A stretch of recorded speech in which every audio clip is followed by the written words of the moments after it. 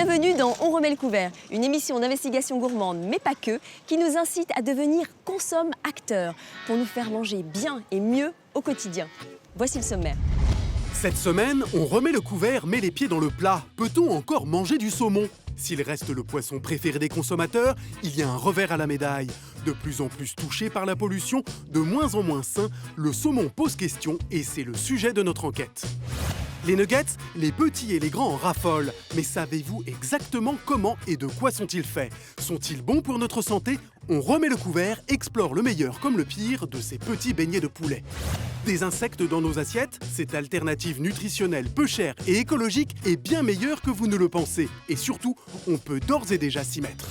Êtes-vous plutôt sel ou plutôt poivre? Notre expert culinaire François Simon décrypte pour nous ces deux inséparables. La blanquette de veau remporte tous les suffrages des Français. Sa recette se transmet jalousement de génération en génération. Alors quand le chef étoilé William Ledoy la modernise, attention les papilles. Le saumon, c'est bon, tout le monde l'aime. Mais comment choisir entre un saumon d'Écosse, un saumon de Norvège, un saumon sauvage ou un saumon bio? En bref, il y a tellement de choix qu'on s'y perd un peu. Mais d'où vient vraiment le saumon qu'on mange? Comment est-il nourri? Est-il si bon pour notre santé? C'est le sujet de notre enquête. Longtemps, le saumon était un poisson noble, cher, qui ne sortait la tête de l'eau que les jours de fête. Aujourd'hui, le saumon, et plus particulièrement le saumon fumé, a envahi nos assiettes. Emblème d'un régime sain et équilibré, il est devenu un produit de consommation presque aussi ordinaire que le jambon. Il est même notre poisson préféré, faisant de la France le second pays consommateur de saumon, après le Japon.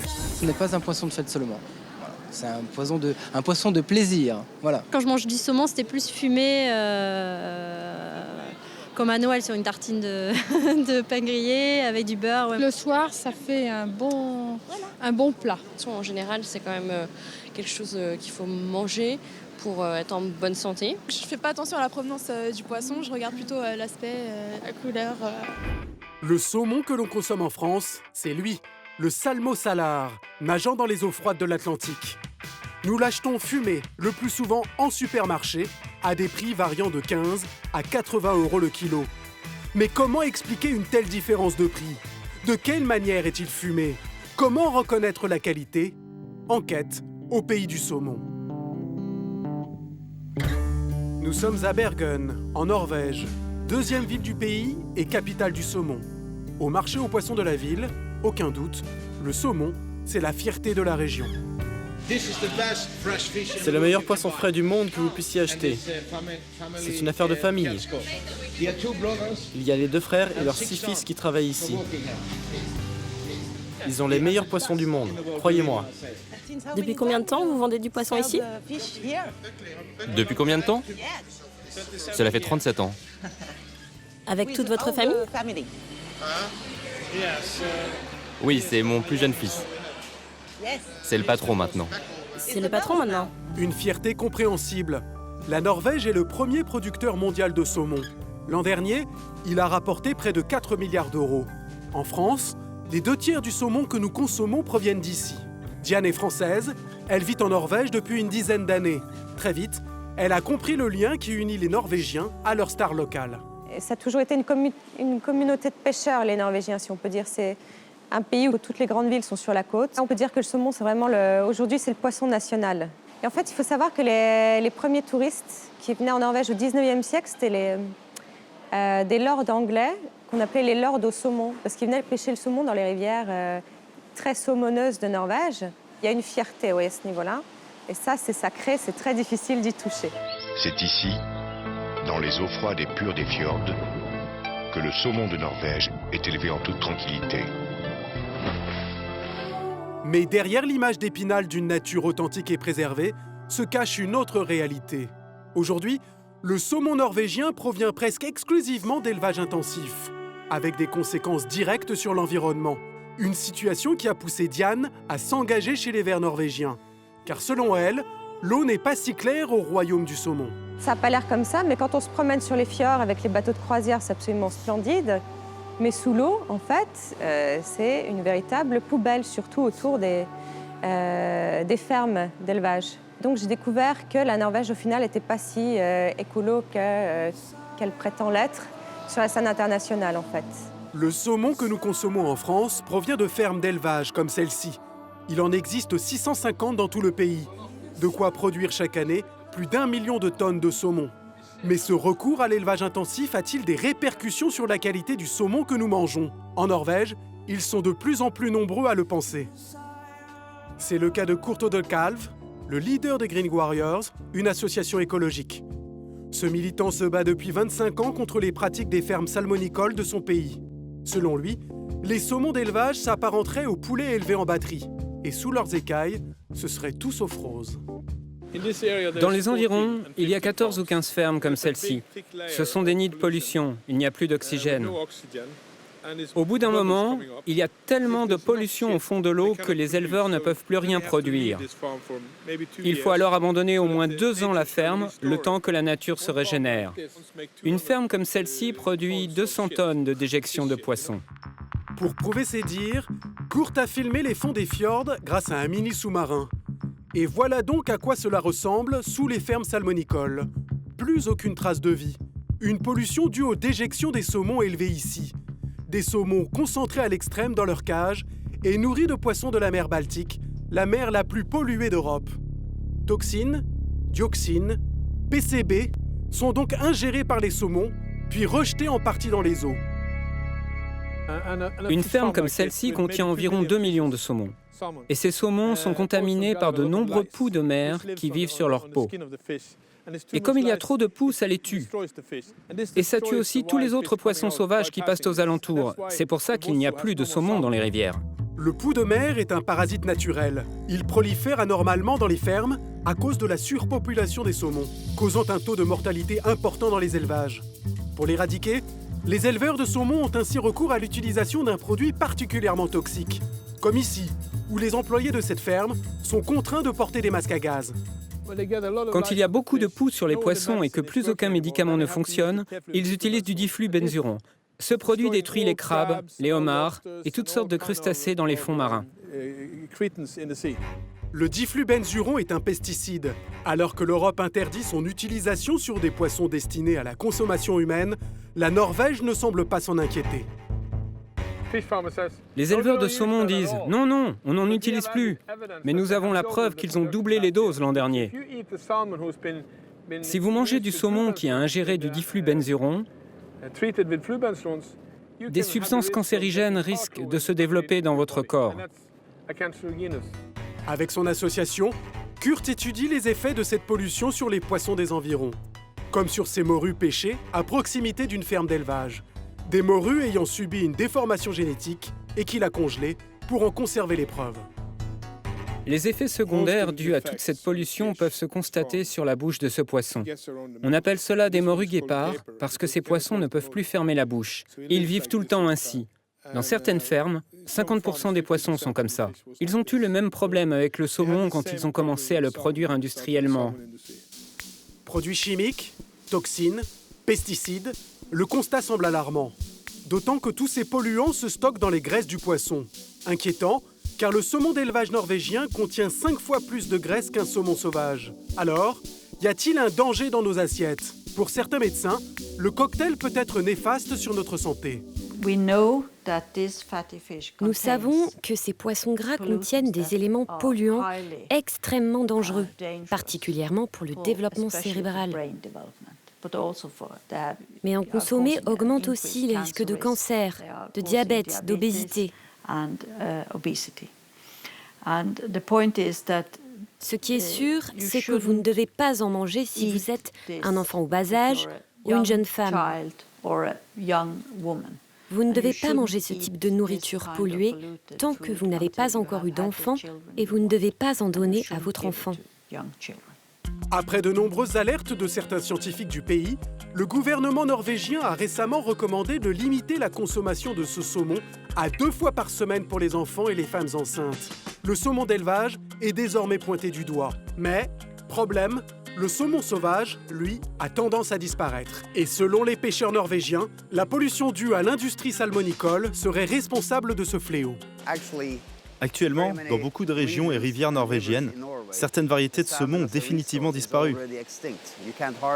Je n'ai pêché qu'un seul saumon au cours de ces 2 dernières années. Un seul, je l'ai relâché. J'aurais vraiment voulu le manger. Mais si je le mange, tous les saumons risquent de disparaître. Un quart des rivières norvégiennes sont aujourd'hui fermées à la pêche pour tenter de sauver l'espèce. Ça me met très en colère. Ça me touche profondément. Nous avons besoin de faire en sorte que les gens sachent ce qu'ils achètent. Chaque fois que vous voyez un saumon dans un magasin, demandez-vous une chose. Comment l'un des pays les plus riches du monde, la Norvège, peut-il produire autant de nourriture à bas coût et de mauvaise qualité pour que les pays les plus pauvres puissent l'acheter? C'est une forme de vol, vous ne trouvez pas? En France, le saumon sauvage d'Atlantique ne se retrouve que très rarement dans nos assiettes.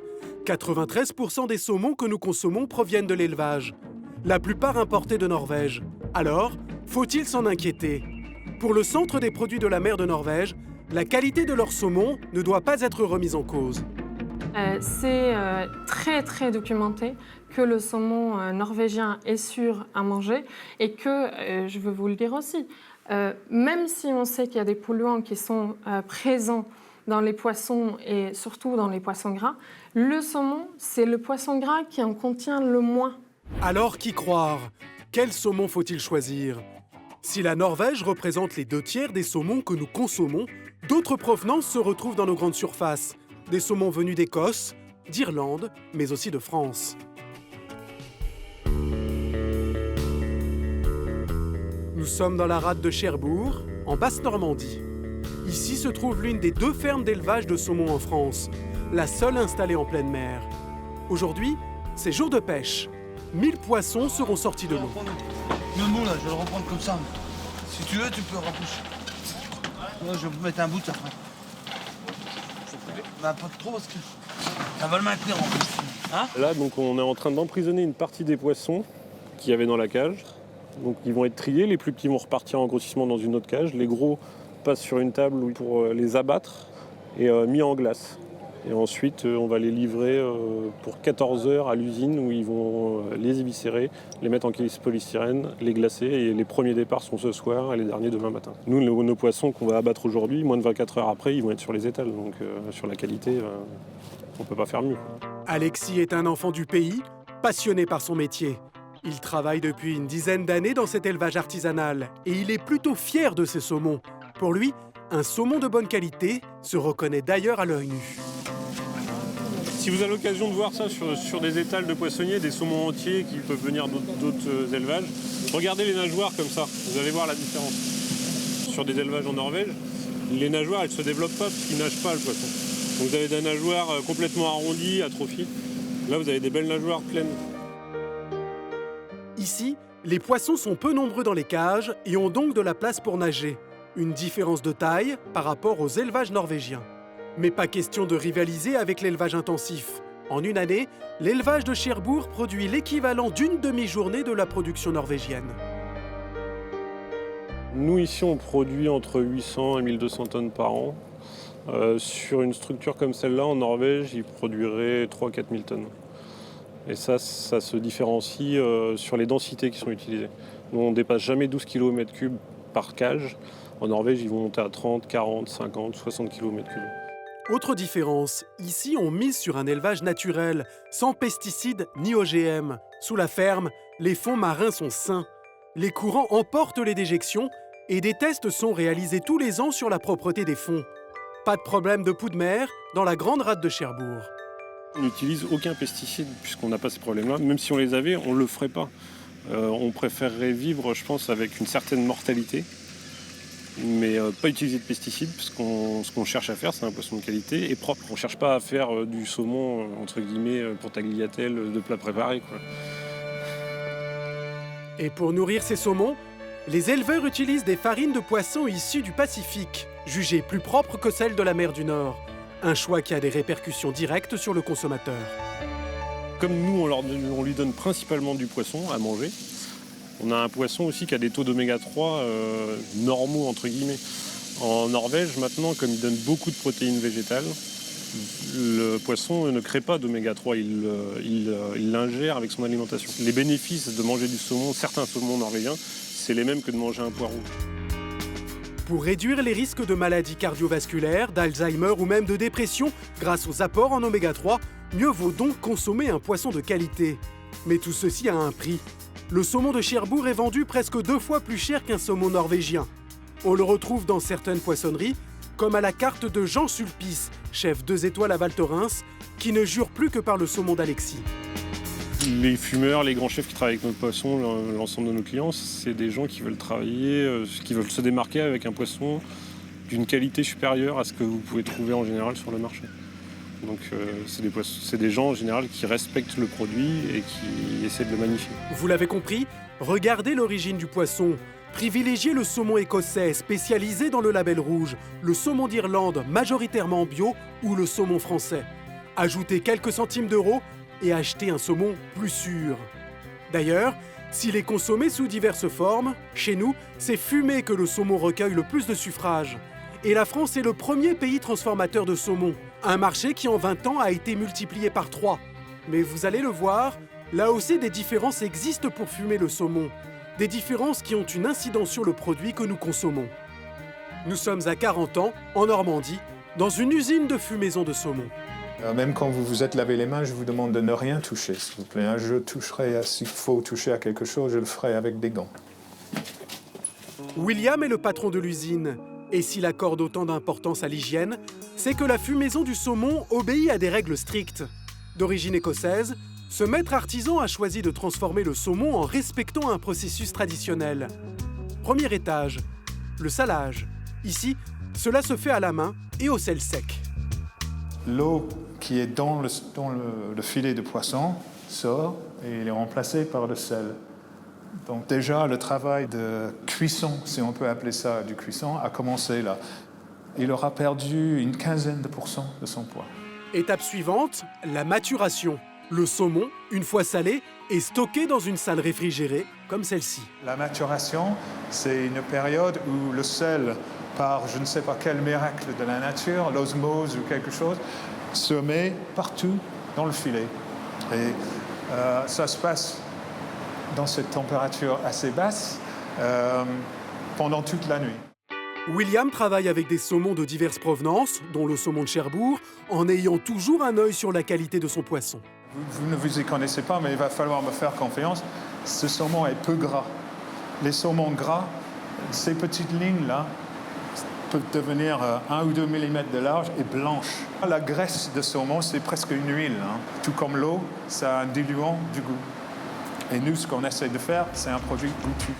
Ce n'est qu'après maturation que le saumon est fumé au bois de hêtre ou de pommier dans un fumoir. Malheureusement, c'est moins joli qu'il y a 50 ans, quand c'était un vieux truc en briques. Mais le fonctionnement est essentiellement le même. C'est un espace fermé où on va brûler du bois et on va acheminer la fumée sur les produits. La fumée elle-même est un peu humide, forcément, parce que si elle n'est pas humide, il n'y a pas fumée. S'il n'y a pas d'humidité, ça brûle. Il faut faire séchage, fumage, resséchage, refumage, resséchage plusieurs fois, mais ça va passer à peu près la journée là-dedans. Une seconde maturation est nécessaire pour que la fumée se propage de façon homogène dans les filets. 24 heures plus tard, le saumon a enfin sa couleur définitive. Il est prêt à être tranché à la main sans jamais avoir été congelé. Je pense qu'aujourd'hui, on est dans la minorité. En France, quelque part, c'est une sorte de contrôle de qualité en même temps. Quand un être humain tranche, si c'est pas beau, il le met de côté. Une petite dizaine d'employés travaillent au service de William. Un personnel presque exclusivement féminin.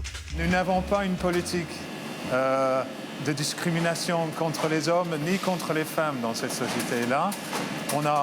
C'est difficile à former quelqu'un pour trancher. C'est vraiment très difficile. De quelqu'un qui peut faire les bonnes tranches régulières. On a essayé beaucoup de garçons, beaucoup de filles, et on a gardé les bons. Et il s'avère que c'est 90% filles. Que voulez-vous?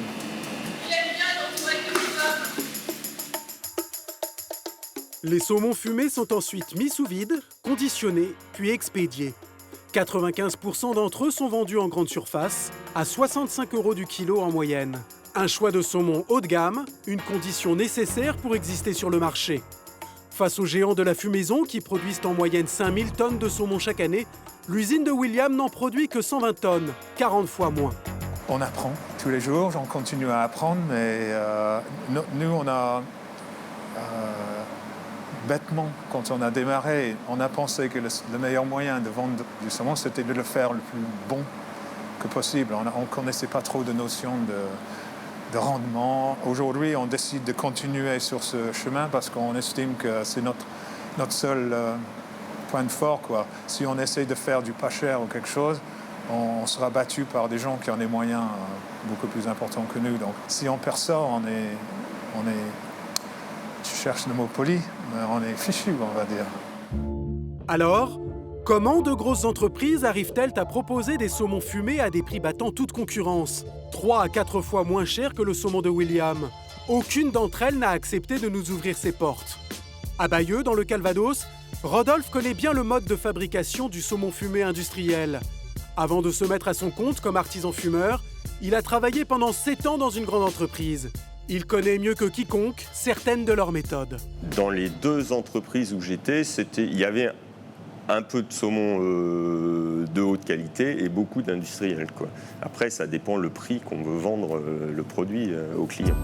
Pour produire du saumon à bas coût, salage, maturation, fumage, toutes les étapes de la transformation sont rentabilisées au maximum. En industrie, on a une très petite proportion de salage au sel sec pour faire ce qu'ils appellent les hauts de gamme en grande surface, mais la grosse majorité des volumes se fait en salage par injection de saumure. Alors ça va prendre un petit peu de poids au passage, ça c'est bien pour le prix de revient, mais c'est moins bien pour la qualité du poisson. Le goût va être dilué par l'eau qu'on ajoute et la texture va être plus molle évidemment. Aujourd'hui, en industrie, on peut fumer avec de la fumée liquide, on peut même dans tout ce qui est premier prix uniquement ajouter des arômes de fumée. Autre astuce de l'industrie low cost, vendre également les parties les moins nobles du saumon. Ce triangle brun, c'est ce qu'on appelle le muscle brun. C'est un goût un petit peu métallique. Dans les premiers prix, il va forcément en rester puisque ça va peser jusqu'à 5% du poids de la tranche. Outre la matière qu'on enlève, c'est aussi du temps. Et en industrie, le temps, c'est toujours de l'argent. Des techniques rentables. Certaines entreprises low cost se vantent d'ailleurs de faire du saumon en une journée, contre une semaine chez les artisans fumeurs. Depuis quelques années, depuis 3-4 ans, en fait, les low cost qu'on trouve en France sont fabriqués en Pologne. Pourquoi ? Parce que la main-d'œuvre est moins chère, parce que l'Europe a donné des subventions pour monter des usines, etc. Et c'est souvent là-bas qu'on trouve effectivement des ajouts d'arômes et vraiment un saumon industriel, quoi. Alors, est-il possible de consommer du saumon sans se ruiner? Et comment ne pas se tromper? Florence est journaliste à Que Choisir. Elle a récemment publié un test comparatif sur les saumons industriels. Pour elle, il est possible en un coup d'œil de différencier un saumon moyen de gamme d'un premier prix. Les tranches de cet échantillon, on voit bien qu'elles sont un peu brillantes, mais pas trop. Ça transpire pas le gras. Il y a absolument pas de muscles bruns. Vous voyez, quand on la tient, elle se déchire pas. La chair, elle est lisse et résistante. Alors celui-là, c'est le pire de tous, je crois. Vraiment, c'est mou. La texture est pâteuse. On a l'impression que c'est pas du saumon fumé. Il est rose pâle, il est très décoloré. C'est pas un signe de fraîcheur. Et celui-là, on a l'impression qu'on sent l'eau salée, la saumure. Au supermarché, il existe quelques astuces pour pouvoir s'y retrouver en sachant décrypter les étiquettes. On regarde le mode de salage.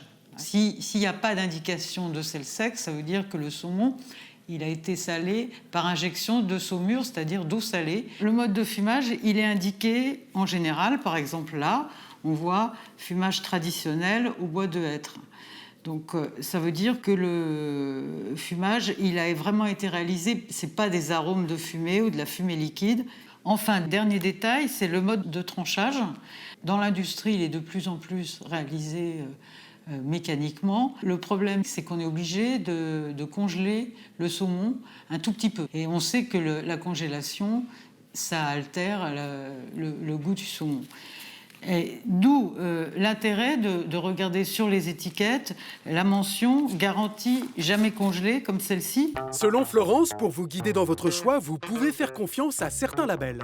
Le label rouge, c'est un peu un label généraliste qui porte à la fois sur la qualité de la matière première, mais aussi sur les conditions de transformation du produit, de façon à garantir un produit qui soit meilleur que la moyenne. Toutes les questions qu'on peut se poser sur la qualité sanitaire de ces poissons, etc., les labels, c'est quand même une valeur refuge. Dernier conseil, retirez votre saumon fumé de son emballage au moins 20 minutes avant de le consommer. D'éventuelles odeurs parasites pourront ainsi s'évaporer. S'il faut se méfier des premiers prix, inutile de vous ruiner pour autant. Selon notre spécialiste, vous pouvez trouver un saumon fumé correct aux alentours de 40 € le kilo. Mais il existe une astuce pour déguster un saumon fumé de meilleure qualité pour 2 fois moins cher, le faire soi-même. C'est à Meulan, en banlieue parisienne, que l'on retrouve Hélène. Elle y achète régulièrement son saumon et c'est exactement ce qu'elle veut. Je vais prendre cette partie, la plus impeccable, la partie la plus épaisse. On va éviter la queue du saumon. Il n'y a pas beaucoup de chair sur la queue et elle risque d'être trop salée. Moi, je préfère. Voilà, ça sera plus sec. Je n'achète jamais de saumon norvégien. J'achète toujours du français ou du français parce que je trouve qu'il est trop gras, qu'il n'est pas beau en goût. Même à la cuisson, il y a trop de gras. Bon, ça, c'est un poisson pas gras. C'est quand même une autre qualité. Ça me fait 25, 29. Il y a un kilo de sang. Merci, madame. 20 € le kilo, un prix défiant toute concurrence, 3 fois moins cher qu'un saumon fumé artisanal haut de gamme. Car vous allez voir que pour fumer soi-même son saumon, vous n'avez pas besoin de beaucoup d'ingrédients. Donc, pour faire un bon saumon fumé, il vous faut donc un saumon de bonne qualité. Donc, il vous faudra donc du sel et de la d'être non traitée. Donc, 3 ingrédients uniquement, rien de plus. Première étape, retirez les arêtes à l'aide d'une pince à épiler. Placez ensuite le saumon dans un plat creux et recouvrez votre filet de gros sel. Et on va laisser le saumon 5 heures, donc se vider de son eau. 5 heures plus tard, il faut rincer le filet. Vous pouvez ensuite, comme Hélène, l'aromatiser à votre guise. Aujourd'hui, elle le badigeonne de rhum pour lui donner un goût sucré. Il ne reste plus qu'à le fumer. Pour ne pas abîmer la casserole, on va mettre au fond un papier d'aluminium et notre fameuse sciure d'être. Donc on recouvre et on attend 10 minutes. 10 minutes plus tard, la cocotte fume. À ce stade-là, ce qu'on va faire, donc on va mettre notre pavé au-dessus et on va enlever la casserole du feu pour éviter de cuire notre saumon. On va laisser ça pendant 20 minutes. Et on répétera l'opération au bout de 20 minutes. 1 heure plus tard, votre saumon fumé est prêt. Il ne reste plus qu'à le filmer et à le laisser reposer 2 ou 3 heures dans votre réfrigérateur. Il est excellent. Vraiment très bon, très goûteux. Voilà, ça prend peu de temps de réaliser son saumon fumé à la maison. Puis c'est un plaisir de nourrir les gens qu'on aime. Donc non, c'est sympa. Et pour ceux qui, comme Hélène, veulent se prendre au jeu, il existe des fumoirs dans le commerce. Là, un saumon entier peut tenir. Mais n'oubliez pas, pour votre santé, variez les plaisirs en alternant poisson maigre et poisson gras. Pas mal du tout ce saumon fumé maison. On vient de voir dans notre enquête qu'il faut être vigilant sur le choix de notre poisson. Et surtout, n'hésitez pas à demander la provenance à votre poissonnier. J'enlève la peau? Ah oui. Et justement, j'ai rendez-vous avec Davy, mon poissonnier, qui a l'air plutôt pas mal occupé. Je vais le rejoindre.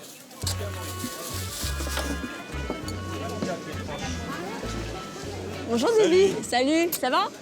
Et toi? Oui, écoute, moi je voulais venir te parler un petit peu de ton saumon. Ouais. Qu'est-ce que tu as comme saumon? Qu'est-ce que tu proposes comme saumon ici? Le label rouge. Label rouge. Ouais. Parce que il y a combien de labels à peu près là? Qu'est-ce que par exemple là tu proposes quoi? Après moi je propose le label rouge, qui est un très bon label, c'est un label qui met un peu de temps à avoir. Donc un peu plus cher que les autres, mais une certaine sécurité. Il répond à un certain cahier des charges. Voilà, c'est ce qu'il y a de mieux. C'est lequel là? C'est celui-là. Voilà, c'est tout ce qui est saumon là. D'accord. C'est un élevage écossais label rouge. Très bien. Voilà. Et après, des fois, on en a du biologique. Oui. Après, voilà, c'est un label aussi, c'est le label bio. Donc, il est aussi un peu plus cher encore. Mais après, c'est du bio. Donc, c'est pareil. C'est un bon label. C'est un label qui ne peut pas être falsifié ou quoi que ce soit. Donc, l'idéal, ce serait qu'il soit label rouge et bio. Exactement. Mais bon, après... Mais en termes de prix, j'imagine que ça s'enflamme après. Ça va vite. Ça va très vite. Voilà, on va très cher, mais de toute façon, le sauvage est encore plus cher. D'accord, ça peut monter jusqu'à combien à peu près? Oh, 50 € le kilo. 50 €. Et on peut l'avoir au plus bas vers à peu près à... En sauvage? Oui. Je dirais que si on veut rester dans quelque chose de bien, il faut tourner à 40, 50 € le kilo. D'accord. Et tu sais, moi, quand je parle avec mes amis, on dit « Oh, mais le poisson, c'est vraiment trop cher, c'est devenu trop cher. » Mais il existe bien des poissons peu chers. Bien sûr. T'en proposes, toi? Oui, j'en ai quelques-uns là-bas. Tu me les montres? Bonjour, madame. Alors, qu'est-ce qu'on trouve comme poisson pas cher? Alors, en poisson pas cher, on va avoir le maquereau, qui reste généralement à des prix raisonnables, la dorade grise, le mulet, qui ne dépasse pas les 10 €, le carlet. Voilà, c'est des poissons qui sont généralement pas trop chers, très bons, qui ont beaucoup de goût. Qu'est-ce que tu entends par pas trop cher? Par exemple, sur du maquereau, on peut partir à combien? On peut, généralement, voilà, on est au moins cher, 3 €, 4 €. Après, ça peut aller jusqu'à 7, 8 €. Le maquereau, regarde comme il est magnifique. Voilà, il brille bien et il a des jolis yeux. Ouais. Ah non, vraiment. Et le maquereau, en plus, c'est une chair tendre. Très tendre, très C'est tendre. vrai. Toi, comment tu le cuisinerais, le maquereau, pour le transformer un peu en festin chic? Alors, moi, je ferais chauffer du vin blanc à ébullition et je renverse le vin blanc sur le plat, dans le plat. D'accord. Tu le recouvres complètement. Voilà, la chaleur du vin blanc va faire directement cuire le maquereau, en fait. On pourrait même ajouter quelques petits aromates dans le vin blanc, du thym, du laurier, des petites carottes. Ah, c'est pas mal du tout comme recette. Et comment tu reconnais un bon poisson, toi? Quel conseil tu pourrais me donner quand si je viens pas chez toi et je vais choisir un poisson dans un autre étal? Sa couleur. Sa couleur? Alors, par exemple? Quand on voit le carlet, oui, il a une belle nappe. Il est joli, il a une belle brillance. Il est brillant. Voilà, après, il y a des poissons qui ne le sont pas à la base, comme la grise, mais vous voyez, la limande, elle est bien brillante, le maquereau brille. C'est à ça qu'on reconnaît, à son œil. À l'œil. Ça. Fais voir l'œil du maquereau. Vous voyez, hop. Ah ouais. Un beau maquereau brillant. Oh, il est beau, ce maquereau. Il est pas mal, hein. Voilà, il brille bien et il a des jolis yeux. Ouais. Donc d'accord, un œil bien franc. Exactement. Ça, c'est très important. Et à la brillance. D'accord. Eh ben, écoute, moi, je pense qu'on a fait le tour, là. Hein. Je repartirais bien avec un maquereau, s'il te plaît. Y a pas de problème. Faire ta petite recette au vin blanc, ça peut être pas mal. Ça Allez, marche. salut. Salut, rentre bien. À très bientôt. Bye. Acheter ses pommes et ses laitues directement à un producteur ou alors se faire livrer du poisson frais en direct d'un port de pêche breton, le rêve, non? Eh bien, c'est désormais possible et c'est tout de suite en images. Ce matin, à Paris, un rendez-vous très spécial est donné aux habitants des alentours. Des salades, des tomates, tout ça, ça a été cueilli hier. Et puis, on livre aujourd'hui à Paris dans le 10e. Une fois par semaine, une vingtaine de producteurs de la région viennent livrer leurs produits du terroir dans ce bar à la mode. Depuis 2 ans, Hélène, journaliste, est la responsable de ce qu'on appelle une ruche. Bienvenue à la ruche qui dit oui. Aucun rapport avec le miel ou les abeilles, c'est un site internet qui vous permet de passer des commandes groupées entre voisins directement à des petits producteurs locaux. Quand le minimum de commandes est atteint, la ruche dit oui. Le producteur livre dans un point relais et les membres viennent récupérer leurs produits. Vous commandez ce que vous voulez, quand vous voulez. Libre à vous de prendre seulement une salade si ça vous chante. Des ruches comme celle-ci, il y en a près de 300 en France. Toutes les personnes, tous les membres qui ont commandé sur Internet pendant la semaine viennent chercher aujourd'hui leurs produits. Voilà, entre 11h et 13h30. Donc ça va se transformer en un grand marché dans pas longtemps. Voilà, donc là on installe. C'est les champs qui viennent en plein Paris. Aujourd'hui, il y a plusieurs façons de faire ses courses sans passer par tous les intermédiaires imposés par les grandes surfaces. De tout nouveaux réseaux sortis des sentiers battus vous permettent de vous approvisionner directement chez le producteur pour consommer mieux à des prix abordables. C'est ce qu'on appelle les circuits courts. Aujourd'hui, près d'un exploitant sur 5 a recours à la vente directe et près de la moitié des Français achètent des produits locaux. En 3 ans, leur vente a été multipliée par 3. Le circuit court, c'est un intermédiaire au maximum. Et dans cette ruche, l'intermédiaire, c'est Hélène. C'est elle qui valide les prix et les commandes, choisit les produits, les producteurs et recrute les membres. Il est 11h. Munis de leur liste de courses prépayées, près de 250 voisins, enfin les abeilles, viennent remplir leur caddie. En quelques minutes, la ruche devient vite une véritable fourmilière. Et mieux vaut s'armer de patience. Mais alors, pourquoi venir butiner ici? C'est un entre-deux entre, je pense, vraiment aller dans une ferme et puis le supermarché, quoi. Ça permet de se rapprocher du producteur. De ne pas avoir des légumes qui sont bourrés d'insecticides. Et puis voilà, c'est super bon en plus. Enfin, moi qui suis normand, par exemple, j'ai redécouvert la crème que je n'avais pas mangée depuis que j'étais enfant. Et les producteurs, ils sont bien contents eux aussi. Ce sont eux qui fixent leur prix, à la différence des circuits classiques. Il n'y a pas ce rapport qu'on peut avoir avec un grossiste qui va va chercher à faire marchand de tapis pour gagner 3 centimes sur un kilo de je sais pas quoi. Donc c'est des courgettes à 1,80 le kilo. Donc on retrouve des produits à un tarif à peu près identique au supermarché, sauf que c'est en bio, donc c'est mieux.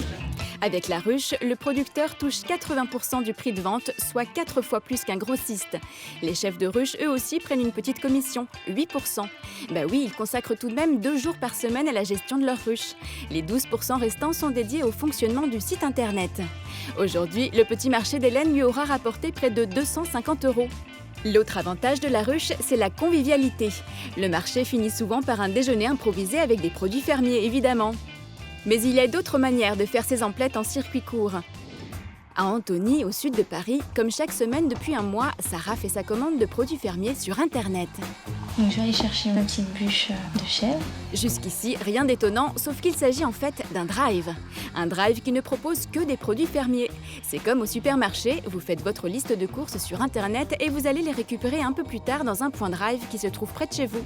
La différence, c'est que c'est en général moins cher qu'au supermarché. En nourriture, j'avais un budget vraiment total au supermarché de, on va dire, 40-45 €. Et là, j'ai un budget de 30-35 €. Et puis, vraiment, moi, je trouve ça génial. Je perds pas mon temps dans les supermarchés, quoi. Adapter le concept du drive au circuit court, il fallait y penser. En Île-de-France, Florent est le premier à y avoir cru. Depuis 8 mois, 2 fois par semaine, cet ancien cadre commercial en mal de nature sillonne la campagne d'Île-de-France pour aller chercher les produits commandés par ses clients. Aujourd'hui, il vient récupérer sa commande de pommes chez Franck, l'un de ses plus gros fournisseurs. Commencez avec la pomme, jeune homme, tenez. Merci. Voilà la différence. C'est complètement naturel, il n'y a aucun traitement. Et voilà, c'est bon. Franck fait aussi les marchés et propose la cueillette à la ferme. Et ses produits, il ne les a pas toujours vendus en direct. On a travaillé pendant plusieurs années avec les grandes surfaces. Et c'est nous qui faisions le prix. Donc on vendait facilement 1 € le kilo. Et au bout de quelques années, on nous a dit voilà, vous vendez tant de tonnage et vous faites tel chiffre d'affaires avec nous. Maintenant, ça sera 25 centimes du kilo. Donc on a dit stop. Et on préfère écouler notre marchandise nous-mêmes à un meilleur prix et pouvoir en vivre que de donner aux grandes surfaces, quoi. Florent lui achète 1,85 € le kilo de pommes et il la revendra 2,50 €, soit une marge d'environ 20%. Pour Franck, en tout cas, le drive, c'est un débouché très prometteur. Florent va me permettre de créer des emplois. Si jamais les gens redécouvrent un petit peu notre exploitation, donc on va avoir un afflux de clientèle, donc effectivement, on va pouvoir recréer des emplois. Donc directement du producteur au consommateur. Ça y est, fin de la tournée. Florent retourne à la ville avec un peu de campagne dans son camion. Enfin, là, c'est même carrément une zone industrielle. Florent s'installe près des bureaux pour permettre aux clients de venir chercher leurs commandes à la sortie de leur travail. Comme chaque jour, son cousin Yoni vient lui donner un petit coup de main. En 2 temps 3 mouvements, le drive est installé. Pas d'entrepôt, une simple tente et une tablette suffisent. Prêt à livrer. Mais justement, il y a combien de commandes là? Aujourd'hui, on a une dizaine de commandes.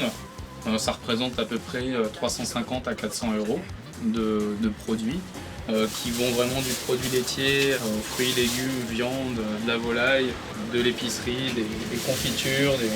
Voilà, c'est vraiment varié. C'est une bonne journée. Il est 17 h, le premier client arrive et tiens, c'est Sarah justement. Bonjour. Alors votre commande, les pommes, les poires. Donc on va mettre les pommes de terre. C'est pas la taille des légumes qu'on trouve souvent en fait. On voit que ça vient de la ferme. Je vais faire plein de plats. Voilà, au plaisir. À la semaine prochaine. Et il existe des circuits encore plus courts, autrement dit sans aucun intermédiaire. Direction la Bretagne, dans le sud Finistère. Le soleil se lève sur le port de Saint-Guénolé. Comme chaque matin, Jo guette l'arrivée de ses bateaux de pêche. Salut. Ouais, la forme. Là, je vais vous donner un coup de main. Du bar, du cabillaud, de la sole, la pêche a été bonne. Près de 4 tonnes de poissons. Son poisson, Jo le vend à la grande distribution, mais pas seulement. Il y a deux parties dans l'atelier. Ici, la vente traditionnelle et là-bas, la vente par Internet. Vous avez bien entendu, du poisson vendu sur Internet. Le site existe depuis 3 ans. C'est l'un des seuls en France. Encore mieux, le poisson vous est livré en 24 heures chrono où que vous soyez, directement de la mer à l'assiette du consommateur. Là, on peut pas faire plus court. Hein. Le circuit traditionnel, on ne maîtrise pas les durées, c'est sûr. La différence, c'est un circuit court et un produit où on garantit un produit de qualité à nos clients. C'est comme si vous faisiez vos courses dans un port de pêche. La vente sur Internet représente près de 20% du chiffre d'affaires de l'entreprise. Les poissons sont nettoyés, coupés en filets, mis sous vide et aussitôt emballés dans un sac isotherme très performant qui maintient le produit à 2 degrés. Le poisson est livré prêt à l'emploi. Au hasard, un colis pour la région parisienne. Donc il y a de sardines à 5 €. Il y a du cabillaud à 17,75 €. Il y a de la sole à 12,35 € en filet. Notre client va recevoir son produit demain matin, entre 8 h et midi. Voilà, un bon produit digne d'un beau restaurant 3 étoiles, sinon plus. Des produits de qualité globalement moins chers que dans une poissonnerie. Le cabillaud, par exemple, est environ 10% moins cher. Ça y est, le colis parisien est prêt à prendre la route avec les autres commandes. Le lendemain, à 10 h, le poisson arrive comme prévu à Paris, chez Dylan. Mais alors, qu'est-ce que vous allez faire avec tout ce poisson ? Je vais en congeler une partie, et puis comme ça, on va pouvoir en manger régulièrement tout au long du mois. Ils sont toujours à l'heure, c'est frais, c'est bon, donc pas de raison de se priver. Alors soyez malins. Aujourd'hui, avec la ruche, le drive ou Internet, vous n'avez plus aucune excuse pour ne pas acheter les bons produits à des prix raisonnables.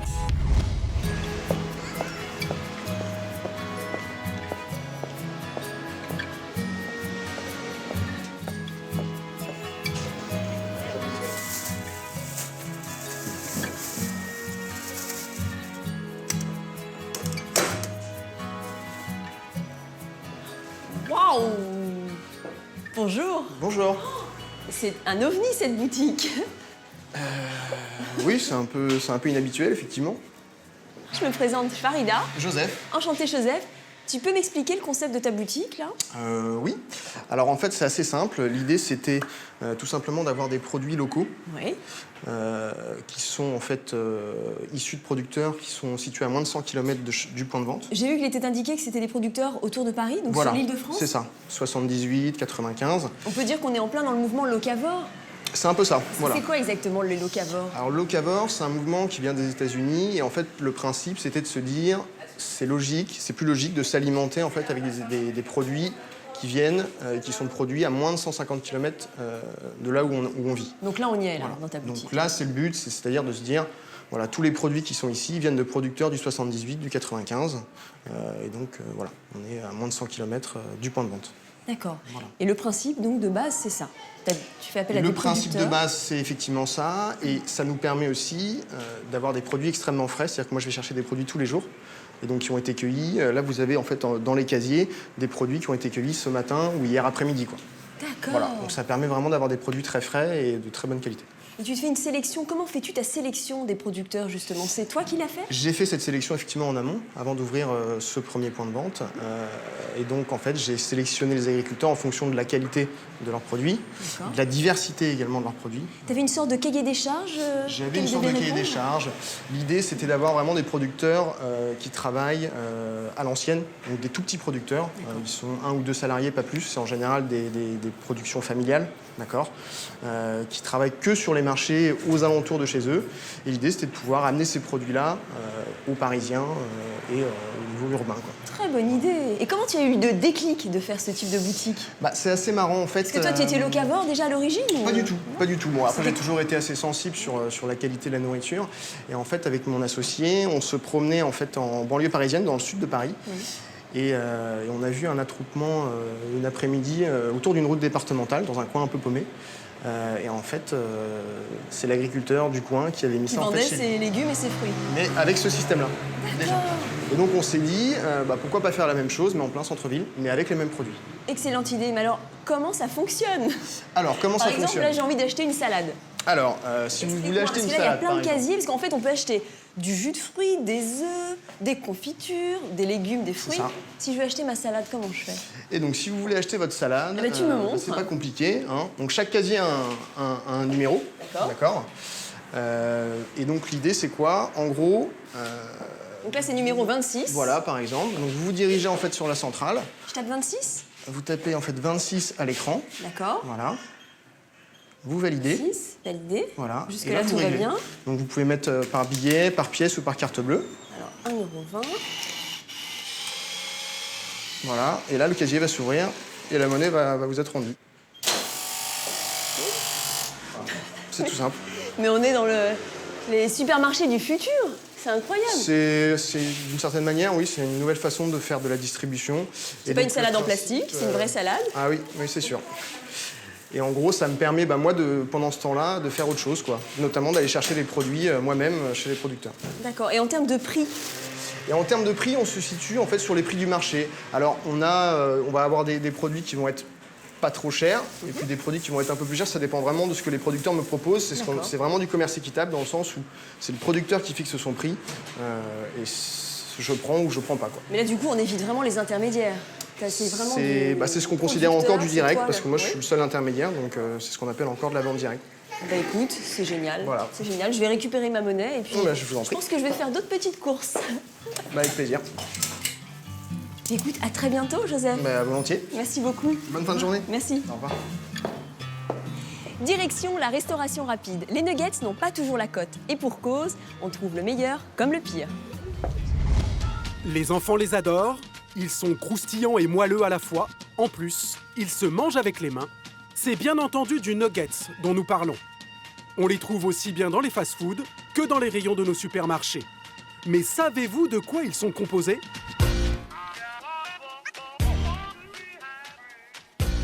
Normalement, c'est les cuisses. Normalement, je ne sais pas. Je suppose que c'est un petit peu tout. Le blanc ? Pas le blanc de poulet ? Tout ça est bien confus. Pour nous éclairer sur le nuggets, nous avons mené l'enquête et poussé des portes généralement bien fermées. Fast-food, laboratoire, nutritionniste, ils nous disent tout sur ce beignet de poulet. Aulnay-sous-Bois, 10 heures. Dans les cuisines de ce fast-food spécialisé dans la volaille, les employés se pressent avant l'arrivée des clients. Alors que l'on pourrait penser que les produits arrivent tout près, eh bien non. Ici, les nuggets, qui sont appelés des tenders, sont cuisinés avec de vrais filets de poulet.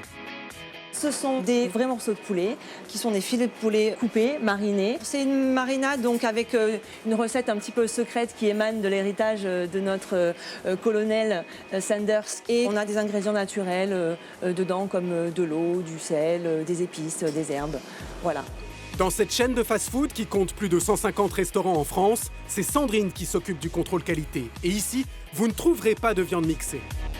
Chez nous, vous ne trouverez pas de viande ni broyée ni reconstituée, uniquement des vrais morceaux de poulet. Parce que ça apporte justement une qualité au produit, un moelleux, un goût bien particulier. Et nous sommes vraiment attentifs à toute la partie qualité et satisfaction de nos consommateurs. Après avoir égoutté la marinade de la viande, Sandrine dépose les filets dans la chapelure, qui est le deuxième élément indispensable dans la recette des beignets de poulet.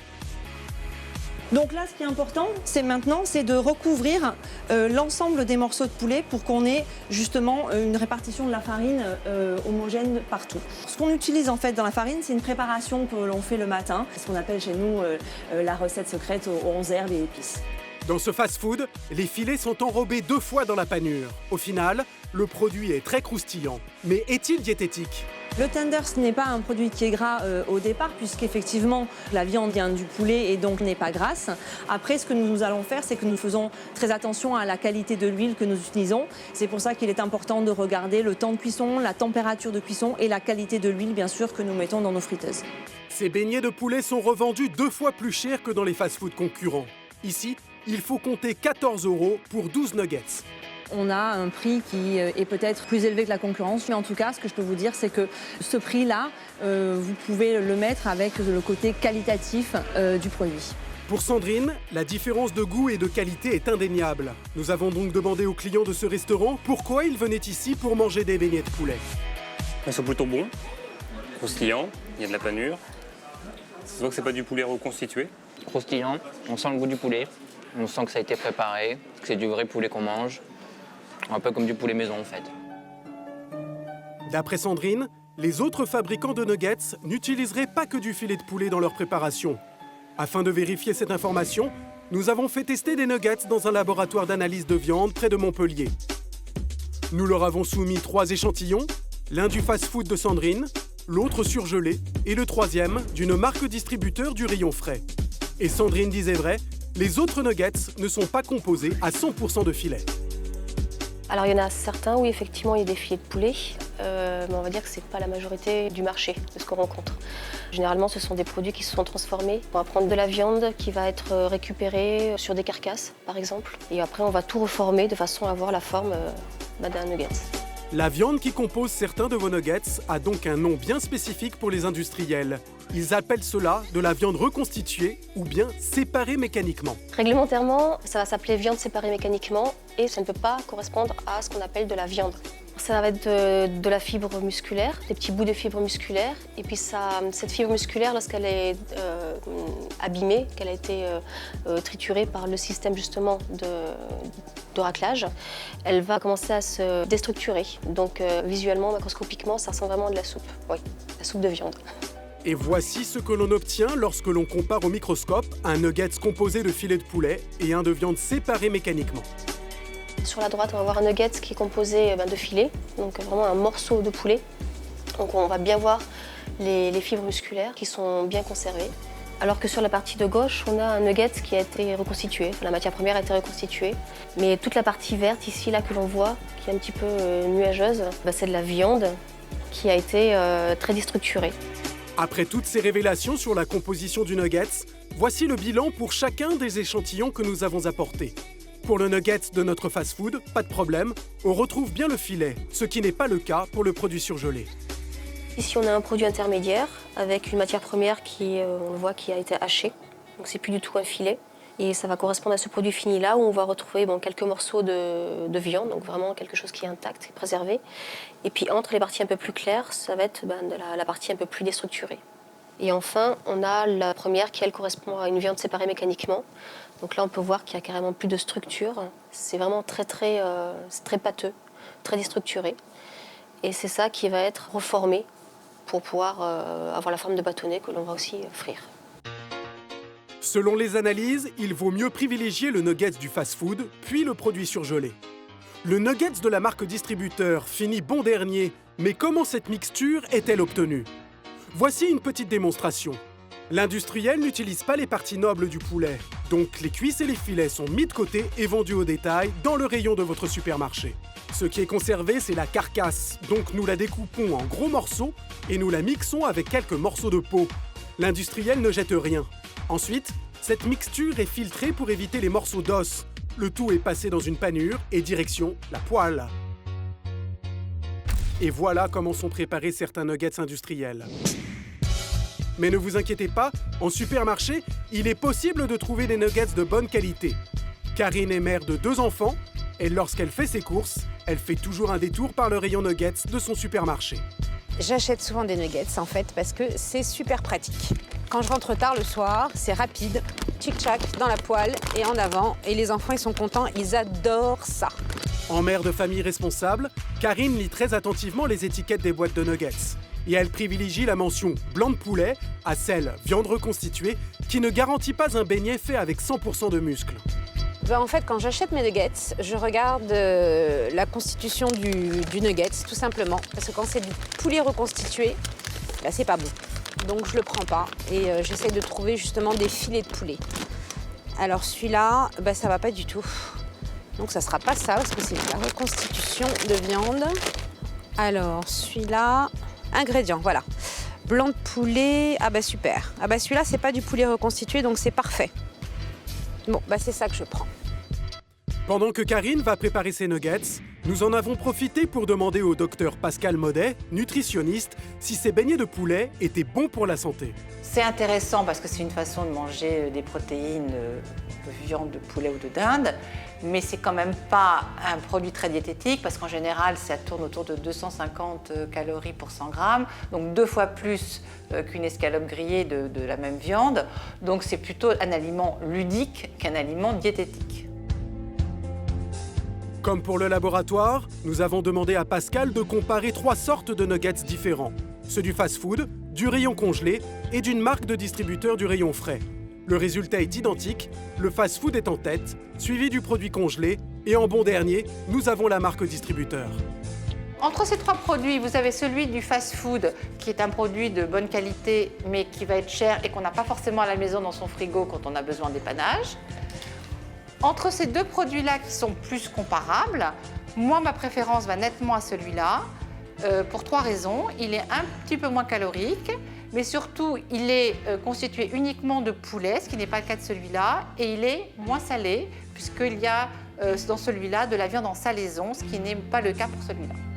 La bête noire du nuggets, c'est la friture. Pour Pascal, il est très facile de remplacer cette cuisson grasse. Il suffit de faire dorer vos beignets de poulet au four. Autre conseil, qu'il s'agisse de nuggets achetés au rayon frais ou au rayon surgelé, on peut toujours les cuire soit au four, soit à la poêle. Attention qu'à la poêle, vous mettez toujours de l'huile qui va être absorbée par le nugget et vous risquez pratiquement de doubler l'apport calorique avec l'huile qui est mise dans la poêle. Donc toujours les cuire directement au four. Ils sont déjà un peu huilés lors de la friture et ils seront absolument croustillants.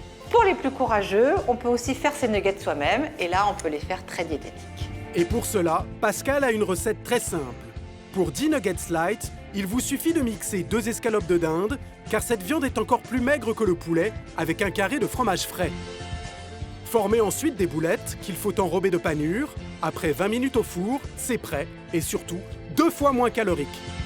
Ouais, ça croustille bien, donc très croustillant. C'est des vrais nuggets. Et en plus, très peu caloriques, à peu près 150 calories pour 100 grammes, soit 2 fois moins que ceux qu'on trouve dans le commerce. Nous l'avons vu, les nuggets du fast-food ont les faveurs du laboratoire d'analyse et de la nutritionniste, tout comme les beignets maison. Et au niveau du goût, qu'en est-il ? Nous avons demandé à un jury d'experts en nuggets, les enfants de Karine, ce qu'ils pensaient des beignets de supermarché, l'assiette transparente, du fast-food, l'assiette violette, et des faits maison dans le plat blanc. Premier test, qu'est-ce que vous en pensez? C'était bon, c'était croustillant. Ouais, ils sont croustillants, à l'intérieur, ils sont moelleux. Ah, pas mal. Ok, très bien. On va passer à la deuxième sorte. Il y a beaucoup de panure en fait. C'est un peu huileux quand même. Ouais. Ouais. Mes doigts ils brillent. Ah ouais, t'as raison. Que pense-t-il du nuggets maison? On sent bien le goût de la viande bien sûr. Ouais, et ben moi j'ai bien aimé ceux-là. Franchement. Ouais, ils sont bons mais ils sont petits. Après avoir tout goûté, Julia et Enzo sont formels, ils préfèrent les nuggets du supermarché. Moi je préfère celui-là parce qu'il est plus croustillant, il est moelleux, parce que j'ai plus l'habitude, on reconnaît le goût et on sent moins le goût de la viande. Enfin, quand je mange un nugget, j'ai plus l'impression d'avoir ce goût-là que celui fait maison. On va continuer à acheter les nuggets du supermarché. Ouais, c'est les meilleurs. Ouais, c'est les meilleurs. Le palais des enfants étant façonné dès leur plus jeune âge, si vous souhaitez qu'ils prennent goût aux faits maison, vous savez ce qu'il vous reste à faire. Mettre la main à la pâte le plus tôt possible. Êtes-vous prêt pour l'entomophagie? L'entomopha quoi, me direz-vous? Eh bien non, ce n'est pas une nouvelle destination à la mode, ni même un cocktail ultra tendance. C'est le fait de manger des insectes. Et oui, des criquets ou des vers. C'est bon pour la planète, c'est bon pour notre santé. What else, comme dirait l'autre. Des insectes dans nos assiettes, ce n'est plus un secret, ces petites bébêtes remplaceront dans quelques années la bonne pièce de bœuf bien saignante. Car les modes de production traditionnels de protéines animales ne suffiront pas à tous nous nourrir. En France, on vous propose déjà des produits divers et variés et même des livres de recettes à base d'insectes. Et vous allez voir qu'ils s'invitent désormais sur les plus grandes tables. Mais en attendant, êtes-vous prêts pour le menu du futur? Petit test avec nos amis les vers de farine et les grillons. Ah non, merci. Cacahuètes. Oh non. Elles ont un peu le goût de gras, hein. On va changer l'huile là. Eh ben écoutez, je vais vous dire bon appétit, mais là ça me dit rien du tout. Bon bah c'est pas gagné, hein. En tout cas, pour faire manger des insectes, dans ce restaurant niçois, on n'a pas hésité à mettre les petits plats dans les grands. Chez le chef étoilé David Faure, entre des mets on ne peut plus traditionnels, de tout nouveaux ingrédients ont fait leur apparition il y a quelques mois. Des ingrédients très spéciaux. Non, vous ne rêvez pas. Le chef a mis à la carte un menu à base d'insectes, l'alternative food. Un pari plutôt risqué pour un restaurant étoilé, non ? Oui, il y a une prise de risque. Mais bon, il y a d'autres restaurants étoilés Michelin dans le monde où il y a des insectes et ça n'empêche pas que ça fonctionne. Donc c'est pas parce qu'on est en France qu'on n'a pas le droit de le faire. Oui, mais bon, là, il y a quand même une barrière psychologique à franchir, chef. Si on était sur des goûts pas connus, sur des choses très très amères ou sur des gros insectes visqueux et gluants, ce serait compliqué. Là, si on le voit avec nos clients, quand on leur explique le goût que ça, que c'est des goûts qu'ils connaissent déjà et des goûts simples, c'est beaucoup plus facile quand même pour franchir le cap et aller à la dégustation. Et une fois que la barrière psychologique visuelle est passée, 9 personnes sur 10, inconsciemment, on y retourne comme si on avait les petits biscuits craquants à l'apéritif et comme ça, sans s'en apercevoir, on vide le bol. Bah, c'est exactement la même chose. Donc bientôt, pour vous, il y a un bol à vider. On verra ça plus tard, hein. En tout cas, nous, on a voulu savoir d'où elles venaient, ces petites bébêtes. C'est en pleine campagne toulousaine que tout se passe. Nous voici dans la toute première ferme nouvelle génération qui produit le bétail du futur. Depuis 2 ans, Cédric élève exclusivement des grillons et des vers de farine car ce sont des espèces très répandues en France et largement consommées dans le monde. Comme tous les insectes, ils présentent pas mal d'avantages. L'élevage d'insectes a de nombreux avantages environnementaux par rapport à l'élevage de viande de bœuf. Alors par exemple, on va avoir besoin de 10 fois moins de surface au sol pour produire la même quantité de protéines. On va avoir besoin de 9 fois moins d'aliments pour nourrir nos insectes. L'élevage d'insectes va rejeter entre 10 et 100 fois moins de gaz à effet de serre que l'élevage de viande bovine. Donc bref, il y a énormément de leviers environnementaux qui permettent de penser que dans les années à venir, les insectes vont rentrer petit à petit dans l'assiette des Européens. L'autre avantage, c'est que la production d'insectes est 4 fois plus rapide que pour la viande bovine. En un mois, la ferme en produit 1 tonne. Mais pour le moment, ce genre d'élevage encore balbutiant coûte 7 fois plus cher que l'élevage classique. Du coup, Cédric revend son mini-bétail environ 1 000 € le kilo. Il faut dire qu'ici, c'est le 3 étoiles. Tous les jours, c'est repas bio. Les grillons ont l'air d'apprécier les courgettes en tout cas. La vie est belle, hein. La vie est belle pour ces grillons, parce qu'on pense que plus les conditions dans lesquelles on les fait grandir sont favorables, mais meilleur derrière sera le goût du grillon. Donc on essaye vraiment de leur amener aucun stress pour pouvoir les faire grandir au mieux. Bon on aura appris qu'un insecte, ça pouvait être stressé. Mais stressés ou pas, ils finissent tous de la même manière, ébouillantés puis séchés pour garder toutes leurs qualités nutritives. Bref, c'est vraiment une alternative idéale pour l'homme, comme nous l'explique Bruno Combi, ingénieur et chercheur en nutrition. Les protéines d'insectes apportent des nutriments essentiels. Les protéines, en quantité équivalente, voire supérieure à celle de la viande, bien sûr, ça dépend des variétés d'insectes, chaque insecte est différent. Et également, la qualité de ces protéines est excellente puisque les insectes procurent tous les acides aminés essentiels qui sont importants pour un bon équilibre alimentaire. On voit bien qu'il faut aujourd'hui beaucoup d'énergie pour produire la viande qu'on mange. Et donc, c'est pour cela qu'au XXIe siècle, la production des insectes va forcément revenir quand l'énergie va devenir très rare et très chère. Et en même temps, comme ce sont des protéines parfaitement adaptées à l'espèce humaine, eh bien, il y aura un bienfait du point de vue également de la santé et de l'équilibre général. L'homme a toujours consommé des insectes, ce n'est pas quelque chose de nouveau, mais c'est vrai qu'on l'avait un petit peu oublié en s'éloignant de la nature. Et aujourd'hui, où l'écologie revient à la mode, eh bien, on redécouvre ce monde merveilleux des insectes. Bon, il est temps de retourner au restaurant de David, le chef étoilé. Aujourd'hui, Isabelle et Anne-Lise viennent tester le menu spécial insectes. Pour elles, c'est une première. Croustillant de grillons. C'est parti pour la mise en bouche. Mousse de petits pois et son écume de carottes et verre de farine. Alors, les premières impressions? Ça a le goût de la cacahuète. Oui. Franchement, oui. Ouais.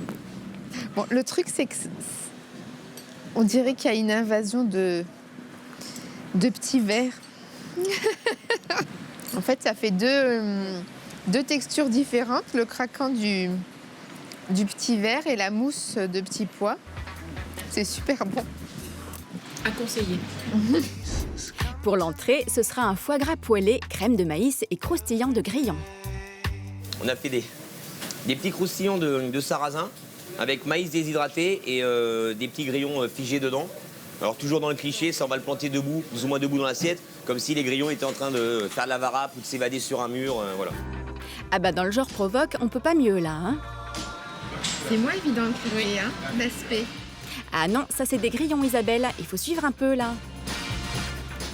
C'est parti. Et là les filles, qu'est-ce que vous en pensez? C'est pareil, ça a le même goût pseudo-cacahuète derrière. Ouais. On a vraiment l'impression qu'on mange Des petits crustacés, en fait. Moi qui aime bien manger la tête de la crevette, bon, voilà. On passe au plat. Dos de cabillaud pané aux arachides, polenta et sa poudre de verre de farine grillée. C'est très bon. Ça se marie très très bien dans la tonalité de la cacahuète, donc délicieux. Bon là, ça y est, les filles sont rodées. On finit en beauté avec le dessert. Du pain perdu aux poires parsemé de grillons. Alors, ça donne quoi les insectes version sucrée? Le pain perdu est délicieux. Et après, nos petits insectes chéris sont en saupoudrage sur le dessert. Donc, c'est bon ça, hein? Oui. C'est super bon en fait. Bon, comme on dit, tout est bon dans le grillon, hein? Alors les filles, c'est un sans faute? C'est un sans faute, oui. 10 sur 10. Pour ce menu sans faute, Isabelle et Annelise auront dépensé 59 €. Bon bah ça y est, les voilà parés pour le futur. Et sachez qu'aujourd'hui, on mange des insectes dans près de 90 pays. Et vous aussi, vous en mangez déjà 500 grammes par an sans le savoir. Et oui, certaines bêtes se retrouvent broyées par mégarde dans les produits que vous achetez au supermarché. Alors, vous reprendrez bien un petit verre ?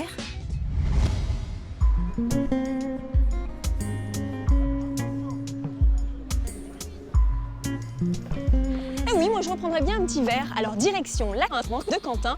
Il paraît qu'il s'y passe des choses un petit peu étranges.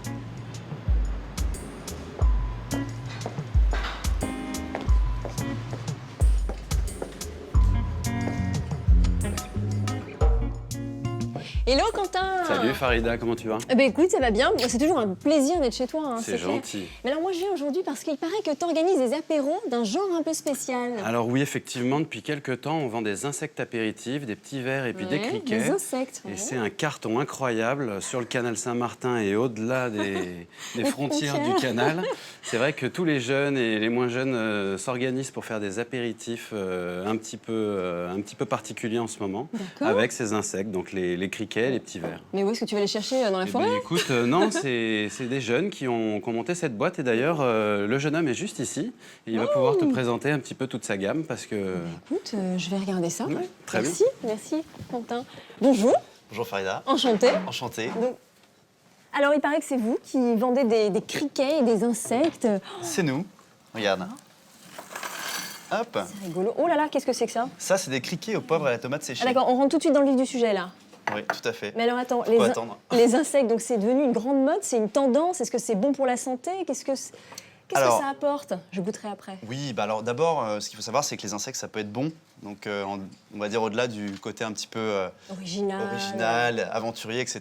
Il y a un vrai intérêt gustatif. Ça croustille, ça laisse vraiment bien transparaître l'assaisonnement qu'on vient y fixer. Oui. Donc là, par exemple, tu as des criquets aux poivre à la tomate séchée. On va avoir vraiment des vrais petits morceaux de tomates et de poivre à l'intérieur qui font que c'est hyper bon, c'est hyper sympa, c'est ludique. Et puis effectivement, c'est aussi assez original. Donc, on a vraiment un produit qui correspond à l'apéritif.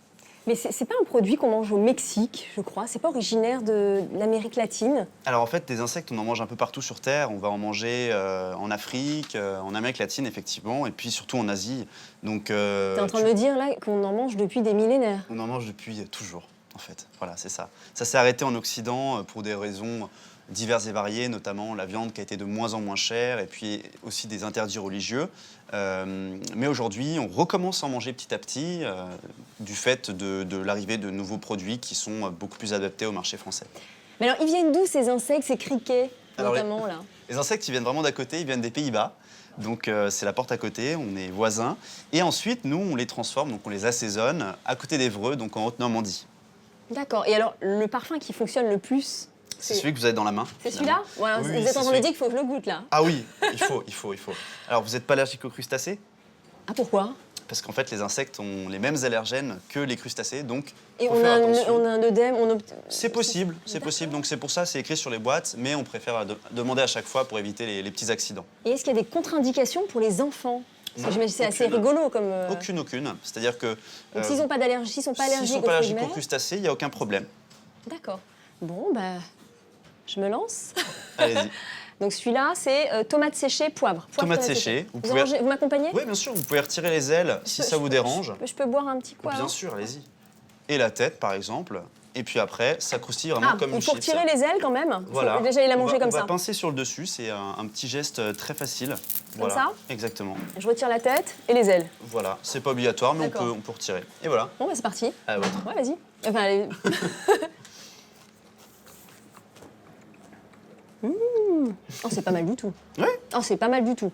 On sent la tomate séchée, Tout à fait. le poivre très peu. Non, ça pique pas, c'est très bien. Très croustillant. En fait, ils sont croustillants. Pourquoi? Parce qu'ils sont frits.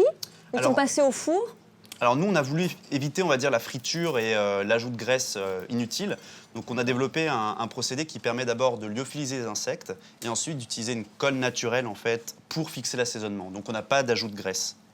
Et D'accord. ensuite, on a une petite étape de séchage qui permet de bien fixer cet assaisonnement. Et est-ce qu'il existe des insectes sucrés? Alors, en fait, Version sucrée pour les desserts, la par exemple. difficulté, c'est qu'aujourd'hui, on n'a pas de référence sur est-ce que l'insecte est salé ou sucré. Donc nous, évidemment, on a essayé un petit peu des deux. On a fait des criquets, par exemple, enrobés dans du caramel en topping sur des brownies. Ça a très bien marché parce que l'insecte, quand il est, on va dire, neutre, quand il n'est pas assaisonné, il va avoir un petit goût qui va se rapprocher un petit peu de la noisette pour ce qui est des criquets. Donc noisette avec caramel, c'était très sympa. Ah, c'est pas mal. Donc aujourd'hui, on en voit aussi en sucette, mais il n'y a pas vraiment de référent. Et ça, qu'est-ce que c'est? Alors ça, c'est des petits verres de farine, en fait, au sésame et au cumin. Ouais, Donc, comme ça, franchement, ça fait pas envie. Hein. Bah, ça dépend. Il y a des gens qui vont trouver que les criquets, c'est difficile à manger parce que c'est gros Oui. et que ça, c'est plus facile. C'est étrange quand même. Là, on a exactement la même sensation de croustillant. Et puis, on sent très bien le sésame et le cumin. Donc, Mais vous pensez vraiment que c'est l'alimentation de demain? C'est vraiment ce qu'on va tous manger? Il y aura plus de steak frites, il y aura criquets frites, par exemple? alors, nous, on va pas être Des sur ce burgers positionnement. criquets? On va pas être sur ce positionnement parce que là, ces différents rapports dont on parle, donc de la FAO, de l'OMS, ils disent effectivement qu'en 2050, on sera 9 milliards et qu'il faudra qu'on commence à manger les insectes assez rapidement. Bon, pour nous, ça, c'est le bâton. Nous, on essaie d'apporter d'abord la carotte, à savoir le côté ludique, amusant, Côté plaisir. fun, plaisir, voilà. D'accord. On est vraiment sur un plaisir récréatif pour l'apéritif, etc. Donc là, vous débroussaillez le terrain pour l'avenir, là, C'est quand ça, même. hein.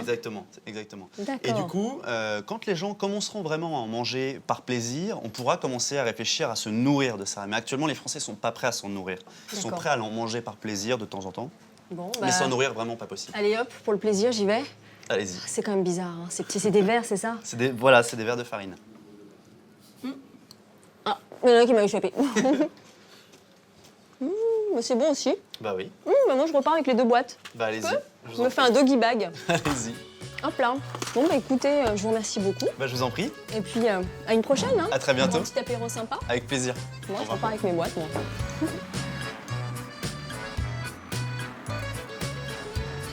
Pendant que je termine ma petite dégustation, François Simon, notre expert en saveurs, va nous faire l'éloge du sel et du poivre. Tout un programme. Aujourd'hui, Aller-Retour va se consacrer à 2 bons amis de la gastronomie, à savoir le sel et le poivre. C'est un peu, en quelque sorte, l'alphabet que nous descendons et que nous remontons. Le sel, c'est sans doute quand même une sorte de pic, une sorte de guillemet qui va se poser sur les aliments. Il va se promener, c'est lui qui va souvent les rehausser, c'est lui qui va les pousser un peu dans leur expression. Et pour ça, à la maison, moi, je me suis toujours arrangé d'avoir différents sels. C'est un peu étonnant parce qu'on a l'impression que le sel se ressemble, mais pas du tout. Il y a du sel raffiné, il y a du sel non raffiné. Moi, ce que je préfère, c'est celui-ci. Vous voyez, c'est la fleur de sel. Ça vient de Guérande. Pourquoi Guérande? Parce que j'aime beaucoup, c'est mon pays. C'est donc des raisons sentimentales et subjectives. Et ça aussi, c'est important. Si jamais vous êtes de Camargue, je comprends tout à fait que vous le choisissiez, comme celui de l'île de Ré, etc. Moi, j'aime bien aussi les sels asiatiques parce qu'ils viennent de différents endroits, de différentes mers, de différents lacs. Et c'est comme pour le poivre, c'est bien de jouer avec les provenances. Vous allez voir, au bout d'un moment, vous allez pas du tout vous lasser de jouer. Vous allez jouer comme avec des maracas, vous allez moudre. C'est comme des instruments de musique en quelque sorte. Et ce sont des instruments de musique parce que c'est eux qui vont faire sonner vos plats. C'est eux qui vont les faire swinguer, qui vont les faire tanguer. Pour le poivre, ce que j'aime bien, moi, c'est surtout choisir des baies qui sont différentes, des origines différentes. J'aime bien les mélanger. C'est comme si c'était mon poivre. Et c'est comme ça que ce sera votre poivre. Et ça, c'est pas compliqué. Vous pouvez en prendre comme celui-ci du Japon, des sortes de tueries qui sont quasiment analgésiques, qui rebondit dans votre bouche et qui fera de même avec le plat. Donc les mélanger, surtout les moudre aussi à la minute, ça c'est très important. Moi, ce que j'aime bien faire, c'est donc le poivre qu'on n'utilise jamais dans la cuisson, c'est le tourner juste au-dessus de l'assiette à la dernière minute. Et ça fait partie des beaux gestes de la gastronomie. C'est votre signature et vous allez signer votre plat de la sorte. Sel, poivre, quand il se rend compte, c'est bien. Et c'était vous le seul chef d'orchestre. Donc faites attention la prochaine fois parce que c'est un des moments les plus importants du repas. La signature. Ah, ce François Simon, je pourrais l'écouter des heures. Vous avez bien noté, le sel et le poivre sont les instruments de musique qui vont faire swinguer notre plat, ou pas. En tous les cas, c'est notre signature, c'est votre signature, ne la gâchez pas. Une chose est sûre, c'est qu'une blanquette de veau sans sel ni poivre, ça serait bien fade. Et ce n'est pas notre chef étoilé, William Ledeuil, qui nous dira le contraire. Il revisite pour nous, à sa sauce, la fameuse blanquette de veau. Attention, ça va être trop bon. On va manger quoi ce soir? Tu nous fais quoi? Écoute, je vais faire une super blanquette. Je sais que tous les deux, vous adorez ça et vous n'allez pas être déçus. Mathieu et Sylvie ne sont pas les seuls à adorer manger la blanquette de veau. Et oui, c'est le 4e plat préféré des Français. Et la recette de Delphine est très originale. Je suis une fan de blanquette et d'ailleurs, j'ai récemment préparé une blanquette pour 25 personnes. Et donc, je revisite la blanquette en fabriquant une petite pâte, un petit pesto avec plein d'herbes aromatiques vertes. Et donc, ça donne au final une blanquette vert fluo qui est complètement insolite mais qui est délicieuse. Pas de pistou aujourd'hui pour Delphine. Et oui, elle va apprendre à réaliser une nouvelle recette de blanquette avec un grand chef de cuisine. Et comme c'est un plat long à confectionner, elle part vite pour faire ses courses. Direction le primeur. Notre cuisinière remplit son sac. Carottes, oignons nouveaux, aromates, céleri branche, a priori, tout y est. Voilà. Merci. J'en prie. Et en fait, j'ai un petit cadeau pour vous, Delphine. Un petit cadeau? Voilà, du chef. Qu'est-ce que c'est que ça? William Ledeuil, je rêve, je l'adore. Bonjour Delphine, je suis William Ledeuil du restaurant de Kitchenialerie. Je vais vous rejoindre dans votre cuisine et nous allons préparer ensemble la blanquette de veau, grand plat de tradition. Je vais vous confier une petite mission, c'est de nous procurer citronnelle et lait de coco, qui seront 2 éléments essentiels. À tout à l'heure.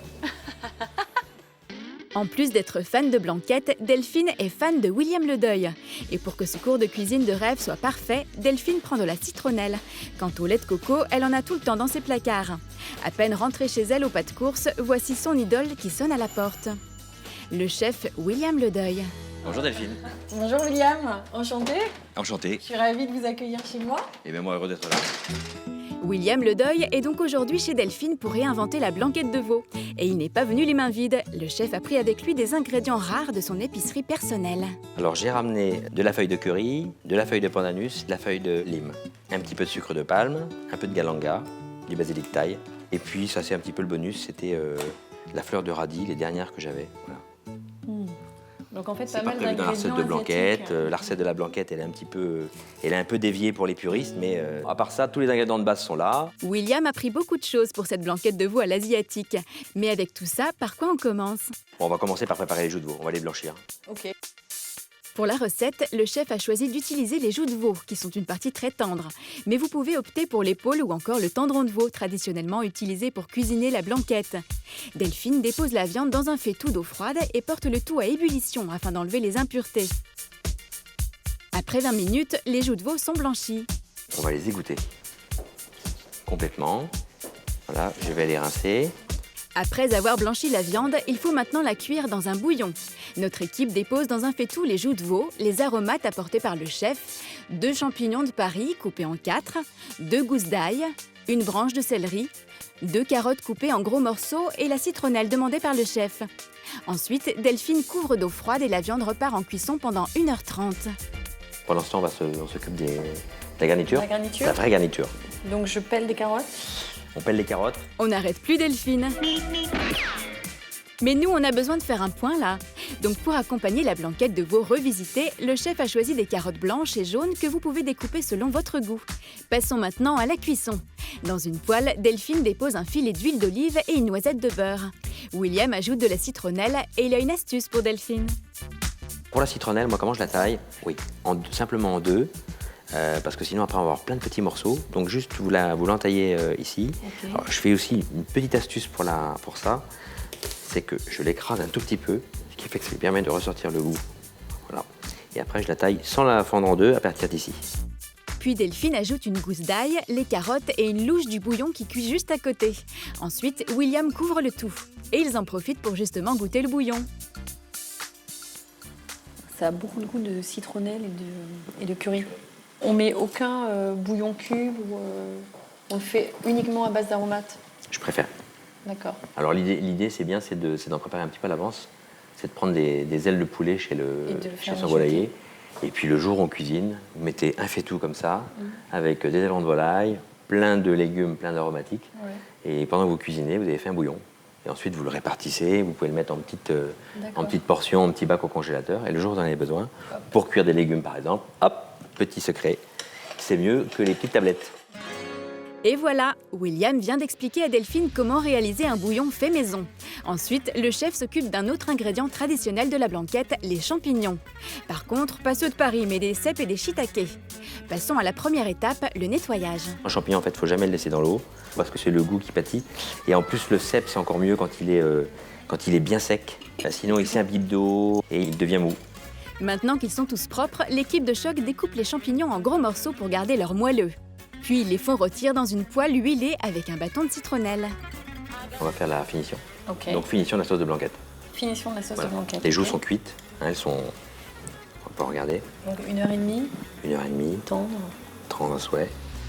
La viande est cuite, donc c'est parti pour la sauce, parce qu'on commence à avoir faim, nous. Dans une casserole, Delphine verse 3 louches du bouillon, William dépose de la citronnelle et après, chef? Et ensuite, j'ajoute le lait de coco. Qui remplace la crème fraîche? Oui. Et vous laissez combien de temps sur le feu? Et ça, on va laisser ça pendant un petit quart d'heure à peu près. La crème épaissit tranquillement, la fin de la recette approche. Là, on est quasiment prêt à passer à table. Tous nos éléments sont cuits, on peut passer au dressage. Dans une cocotte, William dépose une louche de sauce, les joues de veau, les carottes, les champignons et ses aromates. Et voilà, la blanquette revisitée façon asiatique est prête. Bah alors Delphine, pas trop perturbée par la blanquette? Non. Non? Elle ne ressemble pas du tout à ma blanquette qui est verte fluo, puisque je la revisite moi-même, mais elle est très belle. On va la goûter? On va la goûter. Ah bah bien sûr qu'on va la goûter cette blanquette, Delphine. Et à table, Mathieu et Sylvie n'attendent que ça. Alors, conquis? La cuisson comme ça des carottes, c'est croquant, c'est très agréable, c'est sympa, ça change. Et je dois dire que ce plat me réconcilie avec la blanquette, ça me donne envie d'en manger plus souvent. C'est incroyable. Ouais, c'est absolument incroyable. J'en ai mangé des blanquettes dans ma vie, c'était tous les jeudis, mais alors là, une comme ça, non. Alors, qu'est-ce que je vous avais dit? Pas mal du tout, cette blanquette revisitée au lait de coco et à la citronnelle. Il fallait oser. Bravo, chef Le Deuil. On remet le couvert, c'est fini pour aujourd'hui. Le temps de vous préparer des bons petits sujets fondants à souhait et on se retrouve très très vite. Et n'oubliez pas, le bonheur est aussi dans l'assiette. Bye bye. Ah oui, tu m'as pas dit top. Mais comment choisir entre un saumon... Non, mais comment le choisir? Désolé, je vous assure que là... J'ai encore dit bon, et là c'est la dernière, et je vous promets les garçons, je suis désolée. Il y en a un qui m'a échappé. Ah oui. Oui, parce que là je suis pas dans le... Oui, d'accord. Pardon, excusez-moi monsieur.